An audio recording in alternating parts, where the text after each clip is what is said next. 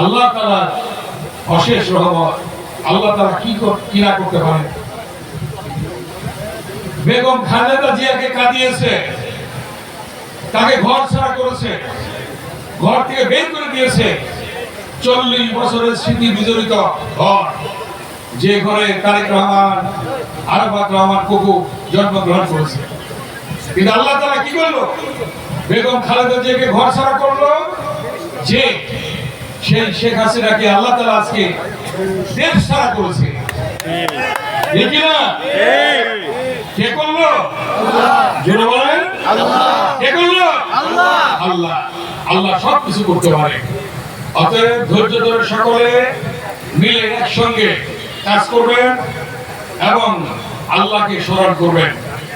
আল্লাহ তাআলা সবই করতে পারেন। আল্লাহ তাআলা যে স্কুলে বাউন্ডারি ছিল না, এই 5ই আগস্টের পরে জরুরি ভিত্তিতে বাউন্ডারি কাজ শুরু করেছি আমরা।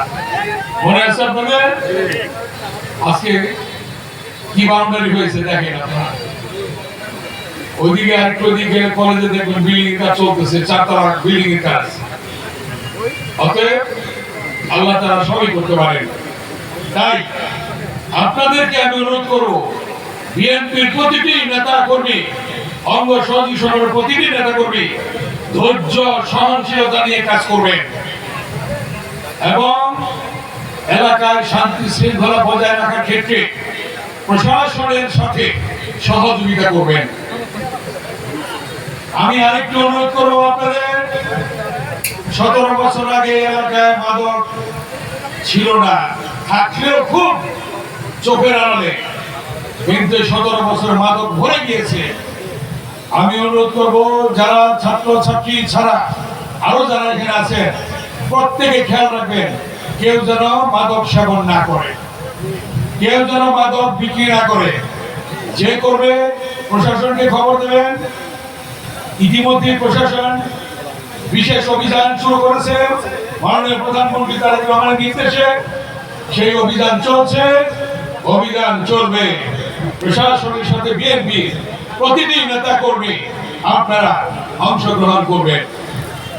কারণ একটি সংসারে যে ছেলেটি মাদক সেবন করে, সে তার বাবা মাকে লাঞ্ছিত করে, পিটায়, টাকা চুরি করে নিয়ে যায়, ভাই বোনকে মারপিট করে, স্ত্রীকে মারপিট করে, সংসারে অশান্তি সৃষ্টি হয়। একটা সংসারে যখন অশান্তি সৃষ্টি হয় এবং সব সংসার নিয়ে রাষ্ট্র, তখন রাষ্ট্র অশান্ত হয়ে যায়।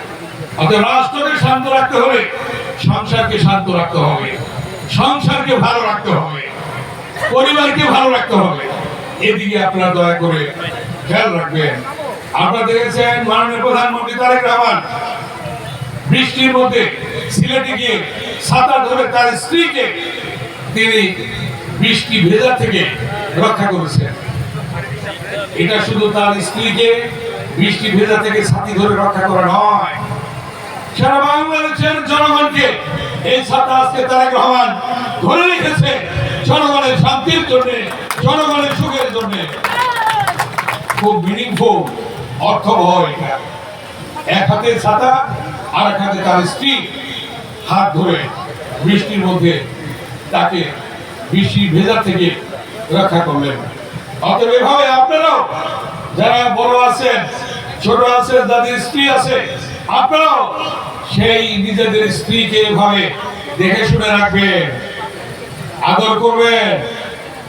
এবং যারা এখানে অনেক মহিলা আছেন, আমি জানি তারাও স্বামীকে সেভাবে আদর করবেন, সম্মান করবেন। অতএব তাহলে দেখবেন সংসারে শান্তি আসবে, রাষ্ট্রে শান্তি আসবে। এই জিনিসগুলি দয়া করে আপনারা খেয়াল রাখবেন। অতএব সর্বশেষ আমি বলবো, আপনারা জানেন দীর্ঘ 17 বছর পরে জনগণ ভোট দিতে পেরেছে। ভোট দিতে পেরেছে, 17 বছর ভোট দিতে পারেনি। আমি যে 5 বার এমপি হয়েছি, প্রত্যেকবারই তত্ত্বাবধায়ক সরকারের নির্বাচন হয়েছে। 18 নির্বাচন হয়েছে আওয়ামী লীগের অধীনে। ব্যারিস্টার অমিত এই ঢাকা 2 আসনে নির্বাচন করেছিল। দিনের ভোট আগের দিন রাতে হয়ে গেছে, ভোট হয় নাই। অতএব ইনশাআল্লাহ যেটা শুরু হলো, গণতন্ত্র ফিরে আসলো, জনগণের ভোটাধিকার প্রতিষ্ঠা হলো হাজার হাজার ছাত্র জনতার রক্তের বিনিময়ে ইলিয়াস আলী চৌধুরী এবং সুমনের ঘুমের মধ্য দিয়ে জনাব তারেক রহমান যে আন্দোলন শুরু করেছিল সেই আন্দোলন সফল হয়েছে। অতএব সেই আন্দোলনের ফসল জনগণের ভোটাধিকার, এই ভোটাধিকার আজকে প্রতিষ্ঠা হয়েছে। তাই গণতন্ত্রে ফিরে আসতে হবে, নির্বাচনের বিকল্প নেই। সেই নির্বাচনে বাংলাদেশে হয়েছে এবং বাংলাদেশের 2/3 সংখ্যাগরিষ্ঠতা নিয়ে বিএনপি আল্লাহর রহমতে আজকে সরকার গঠন করেছে। অতএব এই সরকার জনগণের সরকার, ভোটের সরকার, শান্তির সরকার, উন্নয়নের সরকার, জনগণকে সুখ শান্তি দেওয়ার সরকার।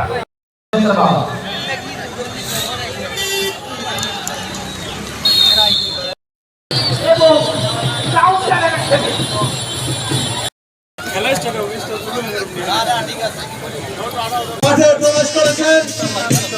এখনই আমাদের খেলাটি উদ্বোধনী ঘোষণা করার জন্য মাঠে উপস্থিত হয়েছেন আমাদের প্রাণপ্রিয় নেতা, আগামী ঢাকা 2 আসনের কর্ণধার, আমাদের সাংগঠনিক অভিভাবক, জনতার এমপি, আমাদের লক্ষ তরুণ যুবকের আদর্শের প্রতীক জনাব ব্যারিস্টার ইরফান ইবনে আমানাদি। আজকের খেলাটি সুন্দরভাবে সম্পূর্ণ করার জন্য আপনাদেরকে আপনাদের দায়িত্বটি পালন করতে হবে।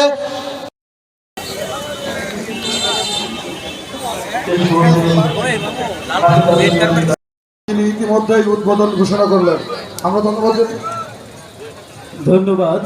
এখন এই উদ্বোধন হচ্ছে, উদ্বোধন হিসাবে মাঠে উপস্থিত আছেন আমাদের প্রান্তীয় নেতা